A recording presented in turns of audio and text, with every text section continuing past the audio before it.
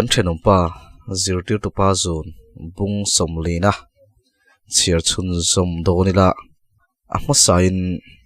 happy valentine's day fek o valentine day chibai fek o he thon thu hi sponsor tu te chu an om lo ni kan lo chiarang para chuan de brok enge om zia ivan lo thon mel ve tin min ron en hoa anu o enge inu chu sai chun zomro tin min lo tur seka ka kha chia engma ka sai mai theilo ka khur zoi zoya nomoi pi chon tui kha balak sakteu aron te vata tui chu min ron pe a ka in nga la rote chuan enge ka thian thilom zia tin min ron soya anu ten accident ala har thailo anti ka te chuak thai troka nomoi pi chuan ani mo khoyange tuin nge ron phone kha ate nga la rote chuan anaw ina ron kola tina lo chang vata para chuan insiam ru anin lawa pa phai meng o atia para chuan nomoi pi scooty chu khala nomoi pi chu phura kein roti le wani ka phur thunga kanin lama chon chak takin kan tlan phai nga la kanin chunga tang chuan noi trap thom chu ron chuak man mo tok chon kan tlan luta nawi chuan min lo ko vata anu thi ati chia phai chu soitur ka shalo pi ka te khur der dera alo bu muta api le apu chun ngoi renga anu ro ra chut pui thin a thian api te veng hai ho chu an lo om khom chok to a nawi chuan eng tin nge kan tiang anu te lo in eng tin nge kan omang tina thap roi roya ka ngoi reng min biak na le min zo na chu ka shalo ani lawa a chan na le a chan dan tur ka shalo ani nia kaipon ka shato big lo eng tin nge kan omang kain ti pachang loya nawi chu ka kwa pi ka ti le supa boi aron ti zoi sepa khoyange tunan om ka ti chuak thai troka apu chuan ini chu aizo lama arwangan la chaudona inu chu tuna kan kholam panin an ron hruai ni chu ati chuan eng ki ma chiang to tuna chun nawi nen chia kan nita nawi trap roi chu ka ina nem tur bi ka om lo kan nalu tuk chu ka tliak no pani ber hetiang hen kan din mun har sama se anu tala la omalom tia kain nem no thin ber chu tuna chuan a om ve talo ka thian te chu ka bula chuan an lo dinga an ngoi renga para chuan min ron kwa in sum su in ti chel hun ani lo ka thian khatin in sum tlat ma te che tapro tin min ron kwa rote le vone chu api te thu thlenga chuan an thum noka nungur ti bak chu soi tur an shabik lo purwa te hawan ron thlenga wai me kan ria tir to em an ron tia apu chuan echin mai khana chat fel chiani engma kan lain ria tir lo atia purwa ta chuan phone a mangkwala dar som pani bel chuan kan veng information atang ngai chuan zanlaya out home kan theta kan chung ko thleng tur po karin ngai to lo hetiang hen kan hingan la puang veang ti po kalorin ngai to lo pi lian ngori kum somnga parok chu zanin dar som pakhat le min somli khan athia arwang hi apa pul soi ku ngai na lak lu niang wai me ten lumen turani e tinam ron puanga engkim chu chiang takanem ngenita kanu chu thi ngai ti chu chung tlang out le api te in ron khoi mol mola ron te fire ron siam thamol mol tu te chuan anti chiang em mai sia nawi nen chuan kil khata chuan kanin kwa kan ngoi renga nawi chu mi ta bui luka kaipo kani luk mai ka thian te chu kabula chuan an om ve renga a khat tok chuan min ron kwa le rengot thina in hnem tur bi kanom chuang lo kan na tlang ani wayame thut thleng an ron zon lut sap sapa wayame keyboard le khuang engkim chun ron da luta anu rong chu kan lo ngak thapa nomoi pi chuan local ro tin abula chuan min hruaya pindan chunga chuan kan thian hoin kan oma kan thapa kan han ngoi dewa reivak lawa kan thap chuak le hoka engkim chu mangchi ani se tuna hin har chuak le toila ka tingoi ingoi nawi chuan train sum deuh hian sarin lo call che atia ka phone chu kan han changa sarjona ka hrechi phei chu kan sum le thei to lo ka thap chuak hok hoka roti chuan kan hunga min lo chul hewa kabula chuan wani chu ngoi rengna lo ding ve top poka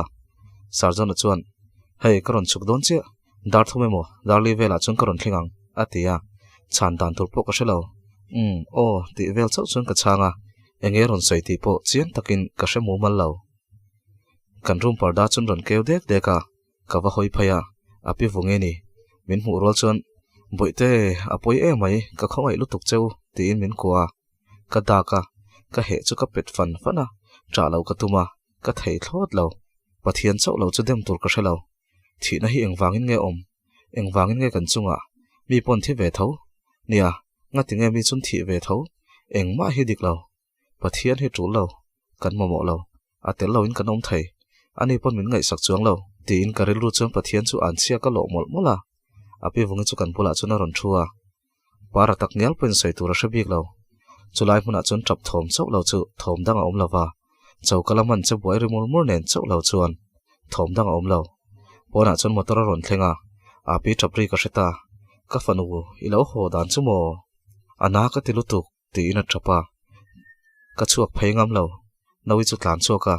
ring takina trapa nu thawro imol thei lutuk min roi vero ka ti kha nu a unen chau chon engtin nge kan omang ti in ring tak chona trapa roti chuan an lo zon lut to phayang tin ka bana chona ron buana ka phaingam lo ka hmungam lo ti in ka en ngai en ngot chung chon ka ding renga api vungi chuan boi in ti pachang ro ka wa chu san don chenia ti na chuaka api po chu awathap chuaka nguri min ngai sak thin nen ti ro bu fai tham tho tur ka nei lo mol te khai lau thina kan pi tu khan min hmangai thina sin ti na trapa kai chu ka ding reng no moi pi chuan lo chho pi ro anaw sa lo pi ro se atia no moi pi po chuaka thanglam tuk vera chon ka da ka ra le lama khlo eng pheu chu ka thira kol kil thim phui mup lam chu ka hoya engma shelawa om chu ka du ni roti chuan inu lo ho so local ro tin min pota voni chuan nungori ron ho so moli iom lo chon khonge ti wat sel cha kha a boile tong local ro top zoi chuna ron ti para chuan inti harro inu hun ani hi lo chuak ro atti muka kan rum tlang pana kan da sol chu min pe a lo chuak ro wakalang atia min kai chuaka parda kan kewa kanu kuang chunga mu chun lo thut hual tuawa ka hoilet zoka ka hmungam lo nu a oi om lo e mai khatianga om tur khaini lo tin ka trap ngala para chuan kanungur koi kundur sailo ngur pui khatianga om kha in me ve lo hei I thu kan oi lo hi min hau don lo mi kanungur min mangai tu tin ka awle chenia I lom thin em kha lo thoro emin kan phua bel to lawang kan ngai don che mai engtin nge de boite unaw hin omanga ti in min kwa no moi pui chon ron thu ro atia anu rong chu kan kil veta a kut vot thler chu ka khoi thina ka oi thailo a kuang chu ka boa nu thoma tam em chu mole I har wang thin em kha nga tinge mu thil chara ti in ka aw loma ma se tuna chon mi thi mai ni to min chang tu rom to lo ani po arwang aizolan pan pui me ka afa te ka khongai khop mai keima ni min boi pe awang na thi chu ni sia engtin ma kan han boi pi thei bik box si lo te chuan chu zan shom le lungai thlak tak chu anu rong kil chung chon kan hmanga kamita mi tui om zong hiluang ral vek se chung mi tui te chuan anu chu kai thole thei se ka tingut mai ma se kho vela hian thu kan nei lo ema heti zat ka mi tui luang to chung po hian adang luang tur om zela aral thei lo chu tiang bokin anu poron thole to don lo chu ka pomangai ni a har sa ka ti tak zet zingdar thum vela nia sar chona churon lut lol mai kabula chona ron thua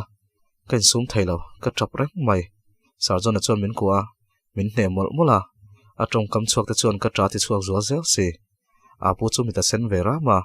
ma se a trap ve lem lo thung a pisa pero a trap ker renga rei vak lawa o se paron thlenga kamit tui kau chuak tun chang zel chu ni ber mai te chuan kol chu ron eng tana kan kho thalai anu ruang lo ben tu te chu an zaya hetiang em hi chu kan to ka ring lo sin le zingkar ania kol ron eng ve tana anu tho hun velani to kom chaka tangin aran ron khuang ala nu imurai to tho to ro min kai tho hun ani trep to nia ka ti zoi sepa para chon anu ku chu wana nungur ron tho to te thalai murai lut tu kha kan ngai thailo thu kan soidun thin kha nang chui murai e mai ati ve siama rotile voni chunin hopa an tap ve renga nawi ero ain tap chaw tong khong chu amu hil bem towa numoi puin ruma mutira avoina program kan manga thanmol lampanin kan kalta apa thanbula waime ho chon anu thlan tur chon laya thanmol lampana kan kal anu ko ngan zon mek chu ka thira a oi omlo hi ka tilu tuka ka hre thiam thailo sarjona chon ka kuchu wan renga ti chuan pastor in hun mangin anu chu apa bula chon an da thariai ria engtika ma kan hule to don lo nu ti bak chu soi tur kan hre to lo nawi chu trap char chara pangpar chu kan thlaka atop nan tin ka en vong vonga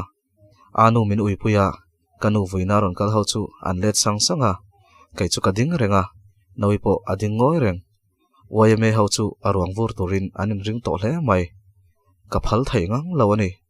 ngating ani zan khana lo kal kher kher le anu chon kumin kum thar chu min hu pui zo ve ta lo anu tel lovin kumin atang chuan khovel kan ma chon ve to dona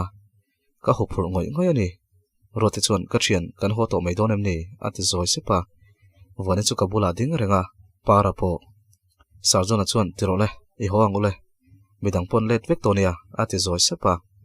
nawi thlan ko tlanga mi tui tla zoi zoi a thu chu adara ka zuk wana tirole naute ho angle tin ka zuk kawa anu kan ho san dona mi aron ti tham thiaka ivan mol tak ka tiringot nawi chuan anu khon shoma tiang om na khu khongai thak lutuk atile thina para chuan naute lo horole anu chu wana apa bula toa nangmani veng turin pathiana dil sak thin don chewalom aron ti dam thluama wani chuan nawi chu kai thawa tirole hoangle in unaw hian mal takin in lawang in tan kan rengang ate ve poka roti chu ngoi ngal renga sarjona chuan tiru hong ule atia anu ka san chuan khochung lam panin kanin zui nak naka tikhan anu chu khovela kan mulai to ngai don silawa kho har tlok tlok mai don ani hi in kan thlenga chung khat laina hnai le thenong khoveng ka chun lo om thapa huna liam sheta kho har in zai hun po atop towa sarjona chu madam huwa kite na thlenga aron leng ni tin thin ma se skulan chan hun hnai tel tel mai sia anin min ho san hun phai chuan ka kho har zol don ani use pa po chhole towa use pa chuan in unawin kan bula ron om ve ve ro nawi pon helama skula kalanga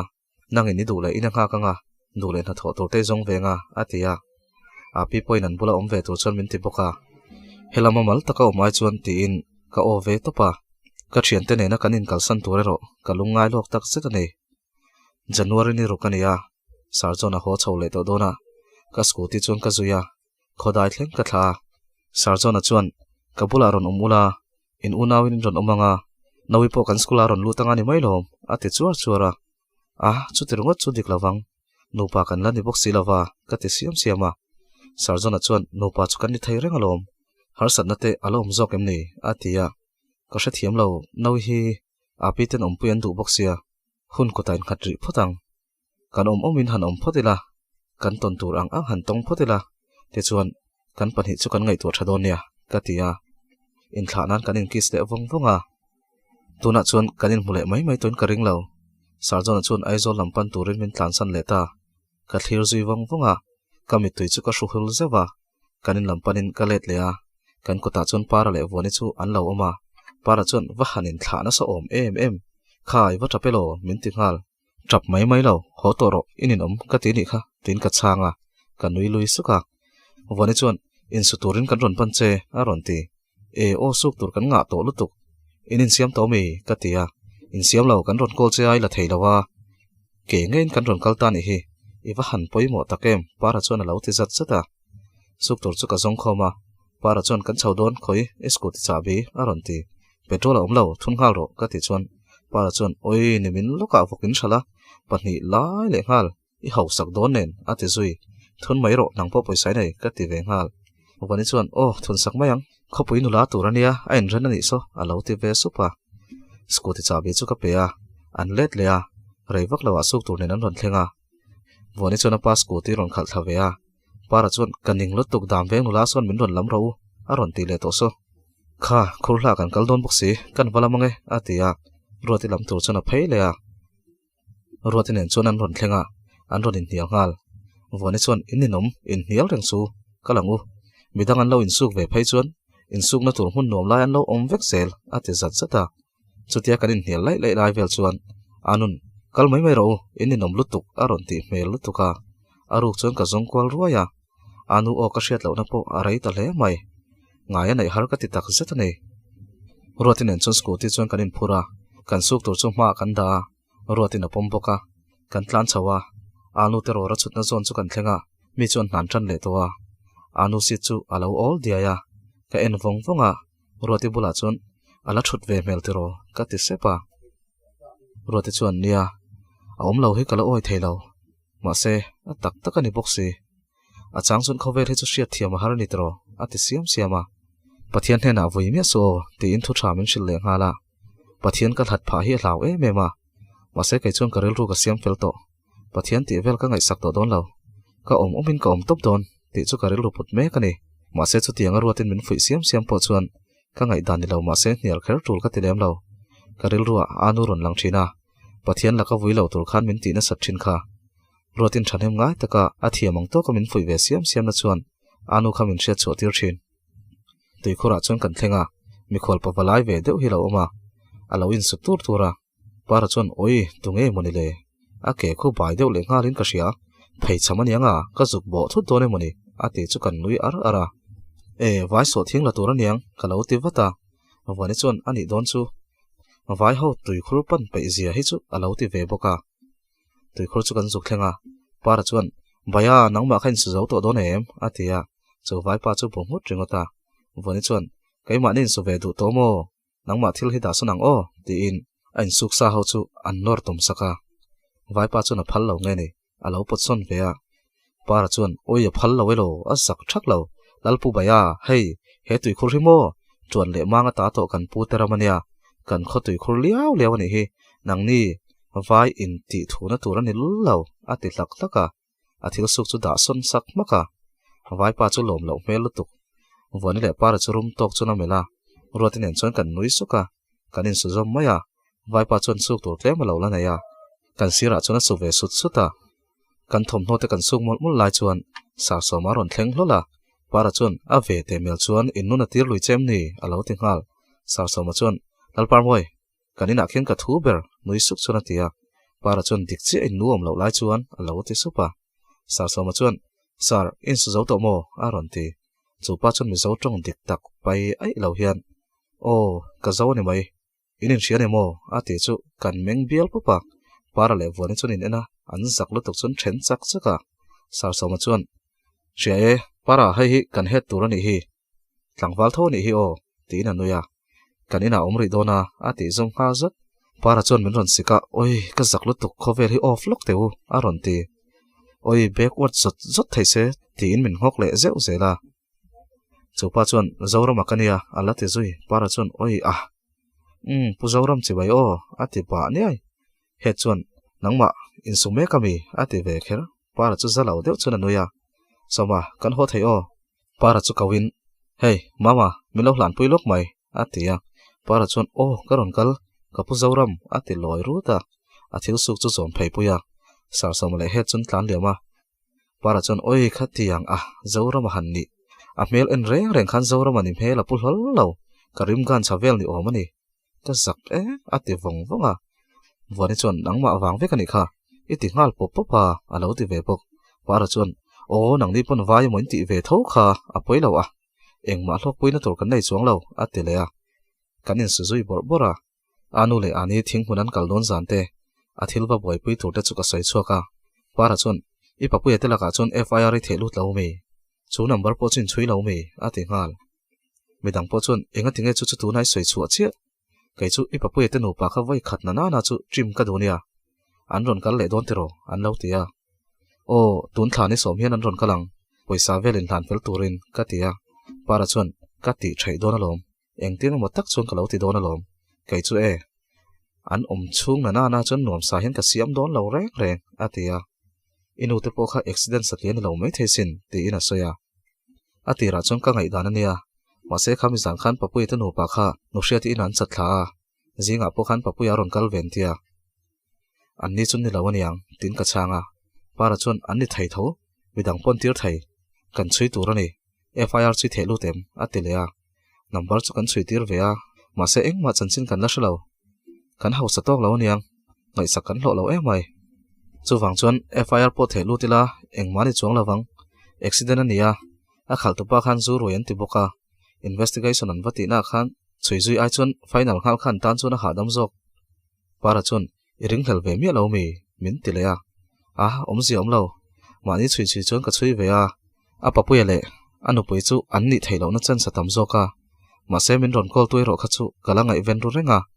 ma se ria zui dan tura wang tak zet ti in kan ti luama dar thum vel chuan kanin suzawa kan howa ruati chu ka thla ngala keipo chu ka let leng hala nawi chuan ka thom no suk ta chu min lo spin puya kan zar dun le veka kan ti mel mela no aizol om chu shem ka tia anu kan kal san dei don sin a ti le thina shom dein om reng lo se ka du wangin anu mingalam reng chu ka hau thina chel taka kan nu na ngai tin ka fui thin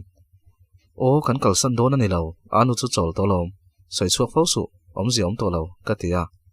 ina lut mak he tianga ka ti chang hian a thina rim thin anu ming soi to lo tura ka ti chang hian ingai ve mi lo ni hi a ti hluk zela min vin let shep zel nia atan chun chu tianga ngai chu om ka ti ma se kan soi chu reng hian aron le to don silawa nawi po ana thar le mai atel lo anon man kan zirangai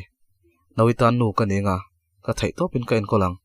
engtika ma kanu chu tluk thai ngai don lo mai la nawi himal takin da ka tum lo re thai takin siam ka tum lo zana nia khwa vot le maya kan thu khulet let renga pona chun kan thu chuaka van lam chu ka hoya arsin lo pe una man lai pui thu na khalo dik thin se ni thi te hi arsia chang thin sela anu kha chu a eng per han ni karing anu tur omang chu kan zong vela chutia pona kom lai chuan nawi chu ron chuaka u ause pana ron kola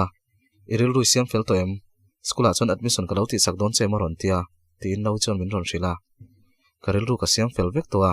nawi chu ai zola ompui ngai chu ka tuma a pi te han fin pota chumi zoin dang lo pui ka tumani use pale bel non len kopreng ti ka sia use pa hian a du ro pui mai sia kadin mil thai karing chuang lo nawi poina mil thai don lo chianga kan shom mai tin ka ngai tua ka ngoi vungvunga nawi chuan u soiro so a pinen anin be me kania atilea o kan lo om don tiro ka tia nawi chu luta pi a phalani chu atia nawi hian a pi te bula tal omang ati thina ma se helama school culture la chak ve thau boka ani po aril ruin sual ve na sa khop mai kan tin hun khan ngai to chen he chuan kan a vong thina awan duai hi kan tingoi ngoi thin sarjon a chuan min ron phone hei tuipuya chuan kom to a khwa po nom khop mai a ron tia nulan chelawem tin ka zota chelawe ma se nang ai thanom lo niang tin anuya thenom nula mel thadeu te khai nei lenge o tin ka fiama alung len thak sia thenom nula mel tha nangma angka mu chuan ngai zon le tur nge ni ati chu i du tak takang tin ka chang puka sarjon a chuan tak taka midang reng hi ka thin lunga hian an leng to lo ka phone te hi ka thik thina nia i message te dong bi ka ati chu i over ni chu tin ka nui suka kan ti mel renga anu chungchang bok chu ka soile a phone number chu kala chui tira an bo zui vat lo chuan hun ka nei vele keima ngai ka wakalang ka phone hian kan chui mek hin tirengota atia anu ka ngai thu chu ka hril siama ka thiante bula le sarjona bula lo hi chuan soingam na ka nei velo nawi bula ka sei chuan ani phei chu tap don ha zela ama po hian soi to lo se ka du zoka ma se angai lu tuk chu ka thiam viau tho rai tak chu kan ti tia atopa chuan abula tur bok chuan min soma a omang lo mai ti bokin ka chang le ma se no hi zoin ka lo minanga in nei lam chu kan la soi thale donia ka tia sarjona chuan te reng mai itan kan hong reng ania ka ngai che ka mangai che ati zoi sepa keipon ka tia keipon chau mo ati supa ka mo nei che ka ti vele a ka nui sen sena soi tharo ti le main ka phone chu ka off ngal wat message in min ron how sham ni le ma kanin po document velanin hlan fel dona ate tutur ain dik tutur tenen laman ron kal trak to a papuele anu pui chuan in thlashun na nei me lovin kanin manchu an han chiar vela ka ngei lutuk chu omhuna chuan ka lo in so a kan khomi tam tak po chuan anu tun hnai loka borala chutia kanin chungchang an ron chele ha chu an dem thun sei ve siama in chun shal felta papuya ka huat na chu zuala ti thei vak ka nei bok si lo voin tlai ni tla tur chuan kan lungai na engma hre ve lo niang ni dang zong ai na moi moti mai turani ni tla tur kola eng phut mai chu ka thira suang tu na ka kom rek reka kapma hun tur ka ngai tua athim ka tilu tuk chu ka thole hau thina ka chaw tak zeta nei para te ron leng se ka tingoi ngoya anni lan buai ve tho si kanin omna hla ve to bok nen ama kha chon para hi ron chuk reng khania tuna chon kanin hlat ve deuh ta emani aizola kanom nu phai chon kanin hule to kher lo mai theya anni ka kalsan tur chu kalungai lok tak zet grupa chon invan re ti ka post pa nitla tur thla ka lak chu ka postel boka voni chon ilunga lenga mi aron ti ngala leng chong la ve amoi ema ka ti maya roti chon karon kaldon emni airon ka bol zau to aron ti ve boka para ero chon ka message salam hu ve lo niang eng mala ron reply lo roti te nen chon kan ti tia thu haute te kan soya para chon message aron hu ve chi oi ka boi lut tuk siam ke sei nen kanin hial shepa airon ka bol sok sok in thu le la po karon ngai ven man lo eng bia thu nge tinaron voice voni chon eng bia thu ma siamin en chon in sual ru atia para chon kala in sual pui chiamang min ne don lo nen hian ka mangai na dai huna chon mo ka sawani mai ati bor bora message chu en let leniang e de brok ilunga lenga mi aron te ve chata leng lo nangma khalo leng ro ka tia zana karon go out ngalang eng tinge kha aizol khan kaldon kha aron te ngal voni chon kha soi chuak je lo teu ka shening kalungai lok alo tia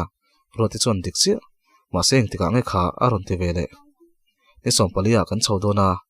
nawi school lu na tur khan ni som poruka chon ron thleng man sen tia tin ka changa para chon a hnai to e ti hian karin then dar vek ton chu ni sia wani te point ti kai mo chon an son chuak lenga kaning e kan khwa hian om ho mai reng theila mole atia soito lo teu ka nukin tiol ka tia para chon e papui te khan ho to em aron te chuak lol ke chon la ho lo voina raman chal pel to zanin chu no shiatin lama hunan mangang ka tia para chon kan vati boi don em ni valut ve chakila ati chon roti chon lu ve chu chi lawang an ho huna kan lo ti thai chiam don em ni atia ke chon angai lo anu mumin omro se zanin chu ron leng ru ka tia ore dare ta chon kan ron kal manang an tia hai e rong kala bol zaw lawa kan bol chun zomange ka tia ni po herliam to ina chon lutin e rong chu ka bol chun zoma lawi chon anu phone chu khoi mela thotlenga chon amua api nen chon kan ti siama api chon te po hi kan ti ral vek don em ni atia iti dan ani mai ti ral na tur po ka shelo ka ti chon dam veng pu vonga chon arvul tur te chu adu rengalo tlom de hlekin kan penga kan kalsan vek don thosia ati chon dule anu pui te pe vela ka ti boka api chon pek kan ngai lo anni te chon an lei thei ati maya iti dan ani mai ka ti ya cho kan aya choi huna chon kan ti mela api chon puitling taka om tur ten min foya unaw in mangai taka om tur ania vante po nawitan unaw nu mai baka nui ni telangai dona khi e ula khen nu puina ya soive u kuk to in rem taka kan ho reng thainan chuan in mangai to na ngai nia tin min hril siama kan arti ral dan turte kan poisa chungchang te chu kan soya anu account mi zong chu ka account na dalu ve kan tia kan vok man te po kai man ka dong veka cheng sing riat lai chu ni api te chu pek ve ka tum point italom in unaw in kolnan mangro atitlata avai chon ka chang veka anu account na chon cheng sing ni lai chu amboka engtin ne heti za ta lo khol thaini na kha thokna sa viawa ma se sum tama lo chu ngai lo ti ka sia chutakara a tho chu ang kha kan mangral zel khania anu ril ru kha lo kha thai hian ka ringani cho kan ei khama thleng te kan sila thutlenga chon kamuzala kan kongka chon ron hong thuaya kan ron kala guys an ron tilut para ka mu ro chon anun lalpar moi ron rivak jesu tia lo ho thin te chu ka hre chuaka ka benga hian ron rinon on ona engkim mai chon anu min hria chu tir zel mai ma se soi chuak lo turin kain thunun shama kain ti chak shama ni lowin shoma ti thin sia kan soi chu chon alung leng amen hal pur zel bok nen zoya kan lam tlem tial angai ni apile apu chu ru man mu to kan thian ho chon pona kan thu khoma api vungi dora coffee vanilla kan tia nawi chu i local ve duem tin ka zota ai api te bulak lo omang ati maya para chon local vela tin som velea nawi chon ai ka chuak pailo ati tlat boxi enge du kan lo honang che kan tia chocolate ka du tin rang che chon min changa para chon kan va chocolate chia manga tui to kan ron honang che atia api vungi dora chon ke chon kan kala coffee chu kan ina kot lai chon secretary ain rei lo te kan oma papui le no pui chun la ron kal ve zui papui chuan vante a ron ti min kau su ka ti muka enge mo min huat em le inu ral na ka pe du chelom le atia I thani kha ka ti chuak phong kan sum man lo ka tum lo den ka tong chuak palani pi chiang chuan engtin moi ti inu thina khan in rol na pakhat ma kan nei lo tin min ron pana min ben atuma para chuna kota lo mana ben han tum le te kut chui thla khau lawang alo ti ve ngal papui chuan kan thani dan chu han soite I thin ri mi ang hi chu ka hre thiam mai theya ma se kha kher kher ka chu ka pom zam mai don lo ati ve boka khatiang khan sum wangin nang ni ron lak lo ula kan chung ko lim takin kan lo manga kanin kan chan lawanga kanu kan chan lo bokang kanu khain thani ka pa thi po kha ilom hial lo mo kani po kha I thani kha ka ti rol chon ka maya ri ngal popa ingam chon min beng le te ka tia voni chon nang putar zurui kha kan hlau che ringami tina ron zuan ngala para chon chingi chu va pot thun no ka ron chele te e vun ba zong zong hi ka hiat khok vekang atia voni le ruatin papui chon benga kei poina luwa ka lo kek ve boka a rui boxi atlu tu ala anu pui churon en rol vele a ka va kek vele ngala api vogi chon debo du tok ro nangni nu pa po kha horo ati muka karin thla papui te nu pa chu an phun phei bulbula an hoa papui na pui piching churon hoile ta kan la ron kal le khopang ti in min ron ko ka para chuan ron kalangai to lawang enga tat ma kan ti lo cheu a lo tia kan thian ho chuan kanin lampan chuan kan phaya ole khati zong khani se ngai thatu zong zong te chuan ka loma a indu dan angin thon thu hi kal to lo ani mai thaya ma se indu dan ang kal vek tur poni chuang lawa ka zia ania kei point ka du danin ka kal tir vek chuang lawa story nia angai nom dan tur ang khanin ka ti ve ni maya ngoina gift ten tong thaim min pe ve don em ti te khalo se khom liam ula kalom khopang eng poni se mino like ka mino comment saka in pe jam do share sak le thak turin ka som chuwa zarin chu ki hi kala niam lut to ka ni chhur maya in khom ban ma chhiaw zo nge ka du sia hype kha mino ti sak le thak do nia thank you very nice